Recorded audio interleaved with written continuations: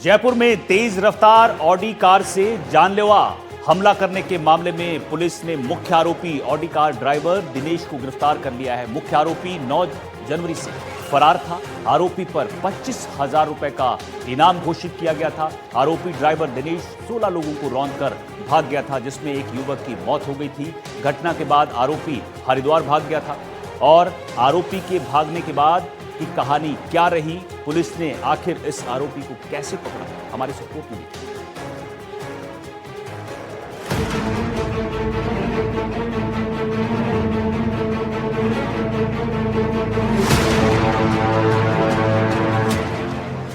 तेज रफ्तार ऑडी का कहर, नशे में धुत रईसजादे का आतंक, भेड़ चराने वालों से मांग कर खाया खाना, पैसे खत्म होने पर लौटा जयपुर, पुलिस की पकड़ में आया मुख्य आरोपी।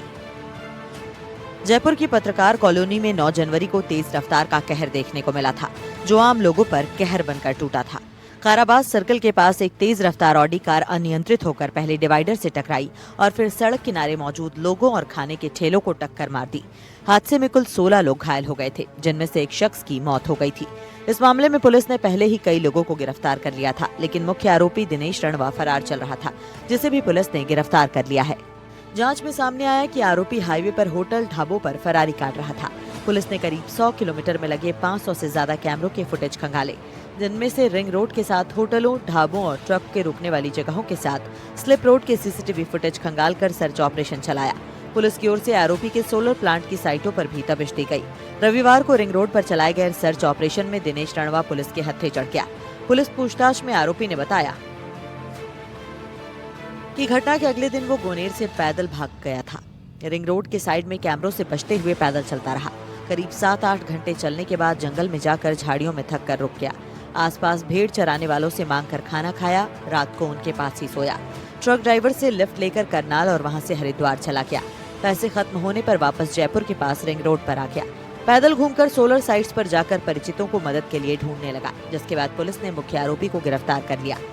यही वो जगह है, यही वो घटनाक्रम है जहां पर इसने जयपुर की जो इमेज है वो बिगाड़ने की कोशिश की थी, क्योंकि जयपुर की इमेज गुलाबी नगरी शान शहर जो है वो माना जाता है, यहाँ पर इस तरह के हादसे नहीं होते। लेकिन इसने लापरवाहीपूर्ण तरीके से शराब के नशे में धुत होकर इसने जो गाड़ी है वो चलाई थी। अब देखिए, आप इसकी मौका तस्दीक देखने के लिए किस तरह से लोग यहाँ पर जो है वो आए हैं और वो एक मैसेज जो है वो संदेश जो है वो देखने की यहाँ पर कोशिश की जा रही है कि अपराधी का जो हाल है वो यही होता है। वो कुछ देर के लिए जरूर वो बच सकता है, पुलिस को चकमा दे सकता है, लेकिन फिर उसको आखिरकार एक दिन उसको हथकड़ी पहना दी जाती है और उसको सलाखों के पीछे पहुंचा दिया जाता है। और जिस ऑडी में ये अपने आप को रईसजादा समझ रहा था, जिस ऑडी में ये बैठकर लोगों को, आम आदमी को आदमी नहीं समझ रहा था और उनको कुचल दिया था। एक निर्दोष की इसमें जान चली गई थी, जो कि अपना मजदूर था, अपना घर परिवार चलाता था, दाल बाटी के यहाँ पर ठेले पे वो काम करता था और इसकी लापरवाही की वजह से ही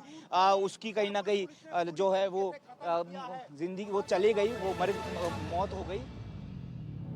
आपको बता दें कि हादसे के वक्त कार में 4 लोग सवार थे। इनमें ड्राइवर दिनेश रणवा के अलावा मुकेश कुमार रणवा, पप्पू जाट और मांगी लाल शामिल थे। पुलिस ने जांच के दौरान 5 और लोगों को भी गिरफ्तार किया, जिन पर मुख्य आरोपी को फरार कराने, छिपाने और साक्ष्य मिटाने का आरोप है।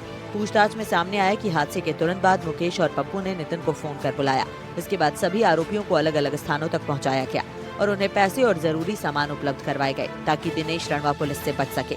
जयपुर पुलिस ने फरार आरोपी पर शिकंजा कसने के लिए उसके सभी बैंक खाते भी सीज कर दिए थे।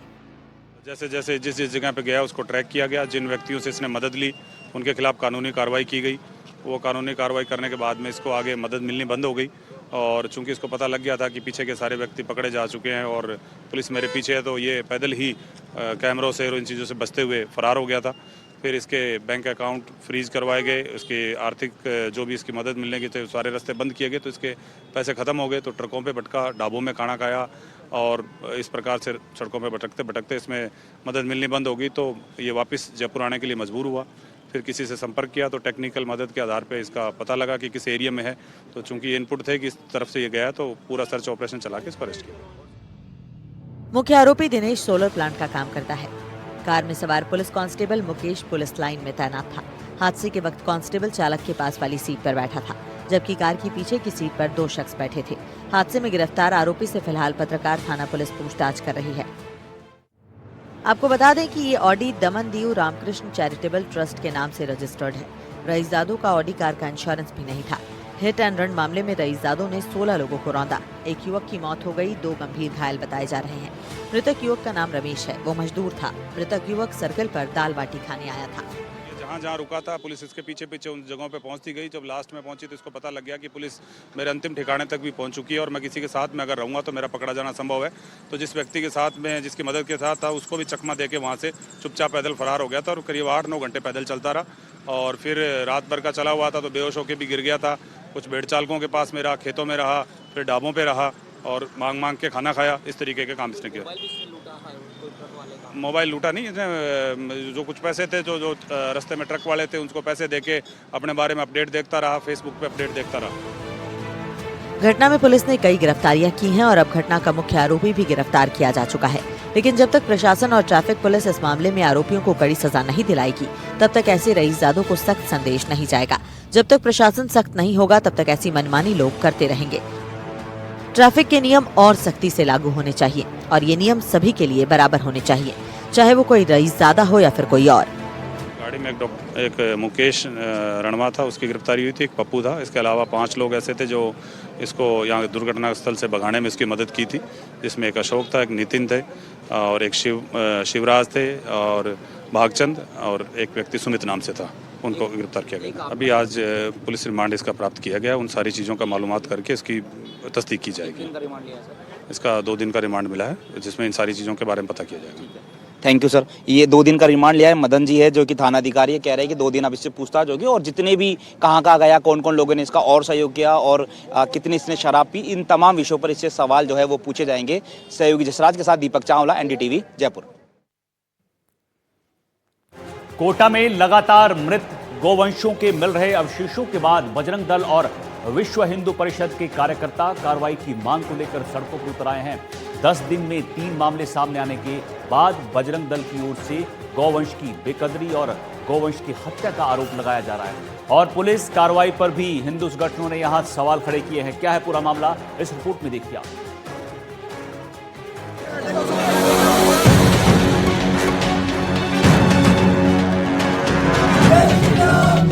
गोवंश के अवशेष मिलने पर बवाल।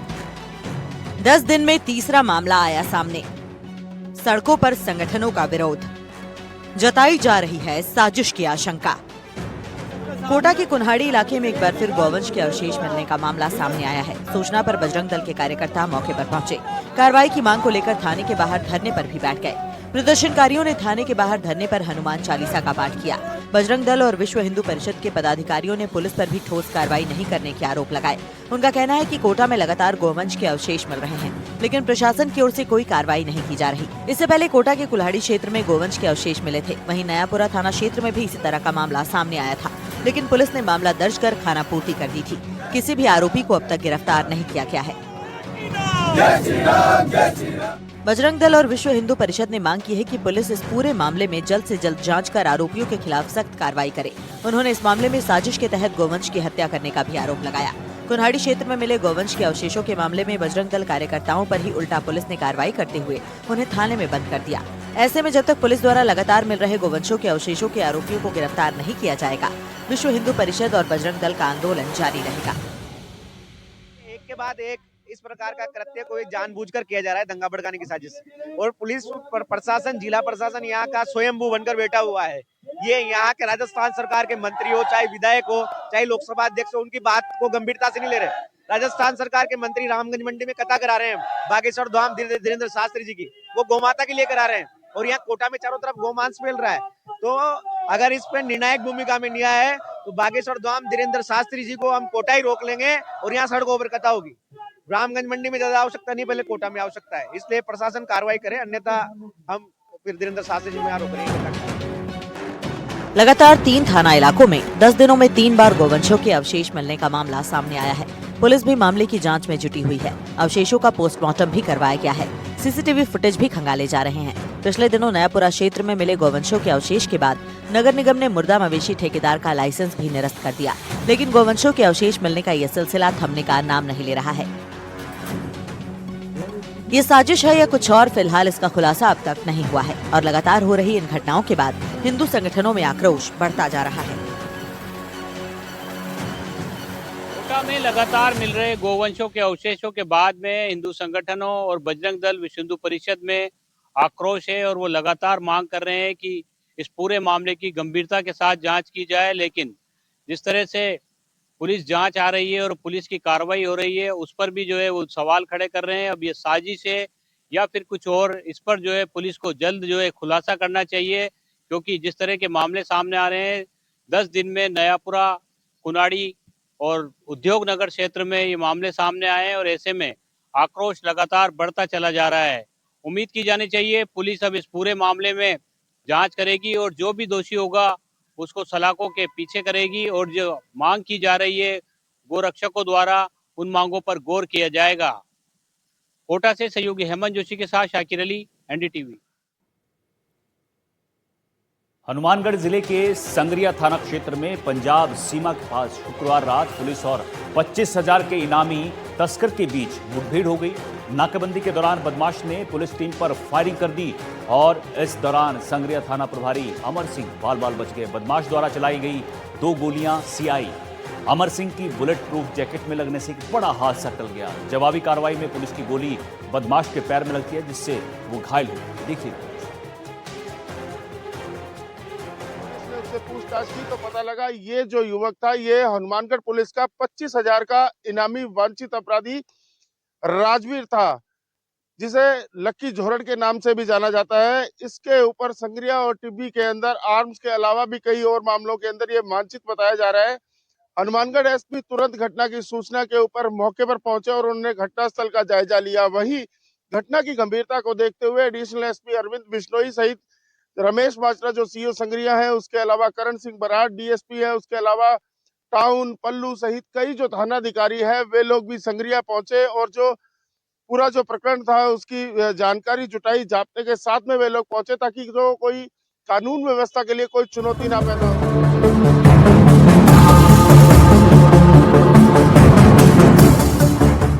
पंजाब राजस्थान सीमा पर मुठभेड़, संगरिया सीआई अमर सिंह बचे बाल बाल, 25,000 का इनामी तस्कर घायल। एजीटीएफ की सूचना पर हुई थी नाकाबंदी। पंजाब राजस्थान सीमा पर संगरिया क्षेत्र में पुलिस और हथियारबंद मादक पदार्थ तस्कर के बीच मुठभेड़ हो गई। बदमाश ने संगरिया थानाधिकारी अमर सिंह पर फायरिंग की। 2 गोलियां बुलेट प्रूफ जैकेट पर लगी। गनीमत रही कि इस घटना में सीआई अमर सिंह बाल बाल बच गए। फिलहाल बदमाश पुलिस की गिरफ्त में है। मुठभेड़ के दौरान बदमाश के पैर में गोली लगी है, जिसके बाद उसे जिला अस्पताल में भर्ती कराया गया। पुलिस कार्रवाई के दौरान एक शख्स द्वारा पुलिस पर फायर किया गया, जिसमें आत्मरक्षा में पुलिस ने फायर किया, जिसमें राजवीर उर्फ लकी जख्मी हो गए, जो उपचाराधीन है।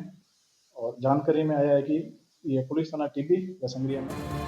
पुलिस अधीक्षक हरिशंकर ने बताया कि एजीटीएफ टीम की सूचना पर संगरिया थाना प्रभारी अमर सिंह के नेतृत्व में संगरिया पुलिस, एजीटीएफ और डीएसटी की संयुक्त टीम ने शुक्रवार रात करीब 8 बजे भाखड़ा वाली क्षेत्र में नाकाबंदी शुरू की। रात करीब 9 बजे एक संदिग्ध व्यक्ति पंजाब की सीमा से तरमाला पुलिया पार कर राजस्थान की सीमा में प्रवेश करता दिखाई दिया। पुलिस टीम को देखकर आरोपी ने अचानक देसी पिस्टल से पुलिस पर फायरिंग शुरू कर दी। आरोपी द्वारा 2 फायर सीधे थाना प्रभारी अमर सिंह के बुलेट प्रूफ जैकेट पर लगे, जिसके बाद पुलिस टीम ने मोर्चा संभाला और जवाबी फायरिंग की। पुलिस की ओर से किए गए फायर में आरोपी के पैर में गोली लगी, जिससे वो घायल हो गया। इसके बाद आरोपी को अवैध हथियार के साथ पकड़ लिया गया। गिरफ्तार आरोपी की पहचान राजवीर उर्फ लक्की झोरड़ के रूप में हुई है।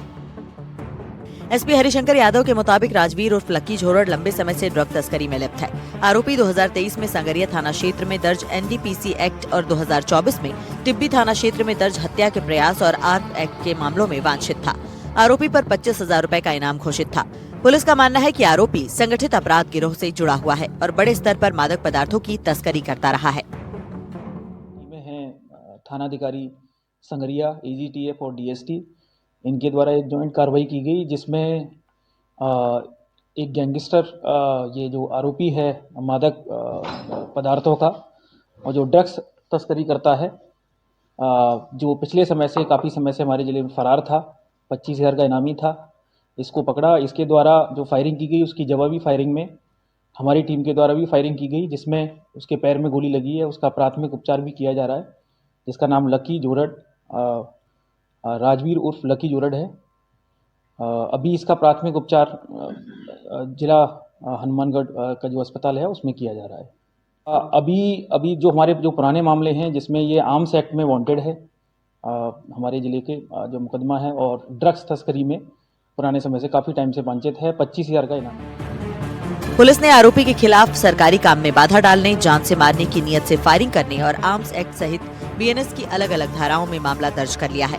प्रकरण की जांच हनुमानगढ़ जंक्शन थाना प्रभारी रामचंद्र कसवा को सौंपी गई है और इस मामले की गहनता से जांच की जा रही है। इसके साथ ही पुलिस की टीम इसके साथियों का भी पता लगाने में जुटी है। जिस तरह से पुलिस पर नाकाबंदी के दौरान अचानक से हुई फायरिंग है, वो अपराधियों के बुलंद हौसले दिखाने के लिए काफी है, लेकिन पुलिस ने भी तुरंत मोर्चा संभालते हुए अपनी बहादुरी का न सिर्फ परिचय दिया बल्कि खुद को सेव करने के साथ साथ जो आरोपी फायरिंग पुलिस के टीम के ऊपर की उसको भी काबू किया। इसके अलावा उसके पास से एक वेपन भी रिकवर किया। अब पुलिस उसके ऊपर कई धाराओं के अंदर मुकदमा दर्ज कर लिया है और जो जांच है वो जंक्शन थाना प्रभारी रामचंद्र कसवा को सौंपी गई है। अब देखना ये होगा कि पुलिस आगे जांच के अंदर किस तरह के नए तथ्य सामने ला पाती है। एनडीटीवी के लिए मनीष शर्मा, हनुमानगढ़। तो हनुमानगढ़ जिले के संगरिया से आपने ये रिपोर्ट देखी, किस तरह से 25,000 का इनामी तस्कर जो है वो मुठभेड़ होती है उससे और वो फायरिंग करता है, उसमें थाना प्रभारी अमर सिंह बाल बाल बच जाते हैं। बुलेट प्रूफ जैकेट के चलते यहाँ पर बड़ा हादसा, यानी उनकी जान बच जाती है, लेकिन अब ये बदमाश जो है वो पुलिस की गिरफ्त में है। चलिए आगे बढ़ते हैं। राजस्थान में अपराधी अपराध करने के लिए नए नए तरीके इजाद कर रहे हैं और वारदात को अंजाम दे रहे हैं। ऐसी ही वारदात सीकर जिले के रानौली कस्बे में 11 दिसंबर 2025 को हुई थी, जिसका खुलासा आरोपी की गिरफ्तारी के बाद हुआ है। इस मामले में दिलचस्प बात यह है कि लूट की घटना को अंजाम देने के लिए प्रेमिका का भी साथ मिला था। पुलिस ने आरोपी को मध्य प्रदेश से गिरफ्तार किया। उसकी प्रेमिका फरार थी और काफी मशक्कत के बाद उसकी गिरफ्तारी की गई। गिरफ्तारी के बाद दोनों के कारनामों का बड़ा खुलासा हुआ है। क्या है ये पूरा मामला, इस रिपोर्ट में समझिए हम। प्रेमिका के साथ मिलकर लूटपाट, डिलीवरी बॉय बनकर लाखों की चोरी, घर में घुसकर महिला से लूट, गिरफ्तारी के बाद चौंकाने वाला खुलासा, सीसीटीवी फुटेज से पकड़े गए आरोपी। सीकर जिले के रानौली कस्बे में 11 दिसंबर 2025 को एक वारदात हुई थी, जिसमें आरोपी ने घर में घुसकर लूट की घटना को अंजाम दिया था। शातिर बदमाश घर में डिलीवरी बॉय बनकर दाखिल हुआ और महिला को घर में अकेला देखकर चाकू की नोक पर जेवर लूट लिए थे। आरोपी वारदात को अंजाम देने के बाद बाइक से फरार हो गया था। इसके बाद पुलिस ने सैकड़ों सीसीटीवी फुटेज चेक करने के बाद वारदात को अंजाम देने वाले शिवचंद को मध्य प्रदेश के इंदौर से गिरफ्तार किया था। आरोपी से पूछताछ के बाद पुलिस ने जेवरात सहित वारदात में काम में ली गई बाइक भी बरामद की, लेकिन इस पूरे घटनाक्रम में मुख्य आरोपी शिवचंद की स्थानीय प्रेमिका आशा कुमारी की भूमिका भी सामने आई। शातिर आरोपी शिवचंद की प्रेमिका ने वारदात करने से पहले पीड़ित के परिवार और घर की रेकी कर अपने प्रेमी शिवचंद को इसकी जानकारी दी थी। मुख्य आरोपी शिवचंद के गिरफ्तार होने की सूचना मिलते ही घटना में शामिल शातिर आरोपी आशा कुमारी फरार हो गई।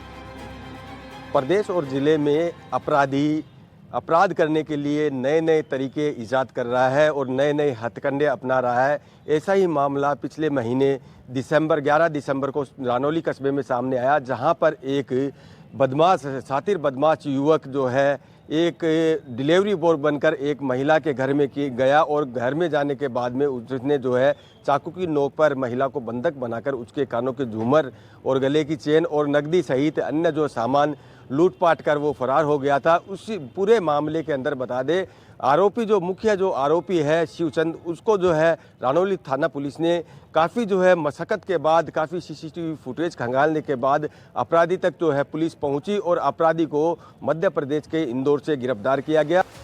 आशा कुमारी पुलिस से बचने के लिए बार बार अपनी लोकेशन बदलती रही। पुलिस सीसीटीवी और रूट चार्ट के आधार पर आरोपी की तलाश में लगी रही। आखिरकार पुलिस ने घटना में शामिल आशा कुमारी को गिरफ्तार कर लिया। पूछताछ में सामने आया कि दोनों ने मिलकर प्रेमिका आशा कुमारी के ससुराल में भी जेवरात और नकदी चोरी की घटना को अंजाम दिया था। अक्टूबर में भी एक घर में घुसकर चोरी की थी। रानौली थाना पुलिस ने प्रेमी और प्रेमिका दोनों को गिरफ्तार कर पूरे मामले का खुलासा किया। घर में घुसकर एक महिला को बंधक बनाकर घर में लूट की वारदात को अंजाम दिया गया था, जिसमें हमारे थाने पे आसूचना संकलन करके सर्वप्रथम एक मुलजिम को हमने बापरदा गिरफ्तार किया गया था।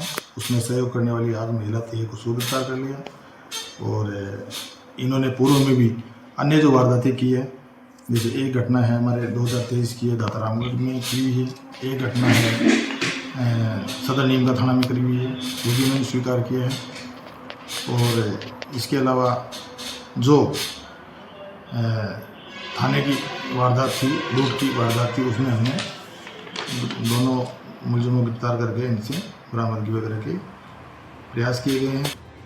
फिलहाल रानौली थाना पुलिस गिरफ्तार आरोपी शिवचंद और उसकी प्रेमिका आशा से बाकी मामलों को लेकर भी पूछताछ कर रही है और मामले की तह तक जाने की कोशिश की जा रही है। जो मुख्य आरोपी था उसके साथ मिलकर लूटपाट की जो घटना पहले भी इन्होंने वारदात को अंजाम दिया है और उसने अपने ससुराल में भी जो है चोरी की वारदात को उसके साथ मिलकर अपने प्रेमी के साथ मिलकर के जो वारदात की है। ऐसा मामला जो है कई बार पहले इन्होंने इस तरह की कई वारदातें भी इन्होंने की है और अब इस वारदात का रानौली थाना पुलिस ने पूरा खुलासा किया है। और जो दोनों आरोपी है, मुख्य जो आरोपी शिवचंद और उसकी जो प्रेमिका थी आशा कुमारी, दोनों को पुलिस ने गिरफ्तार किया है और पूरे मामले की अब तफ्तीश कर रही है। और जो अनुसंधान किया जा रहा है कि पहले भी पूर्व में भी इन्होंने किन किन जो वारदातों को अंजाम दिया है, इस पूरे बारे में जो है पूछताछ फिलहाल पुलिस कर रही है। सीकर से एनडीटीवी के लिए जगदेव सिंह पवार। तो हथकड़ी में मेरे साथ आज के लिए इतना ही। नमस्कार।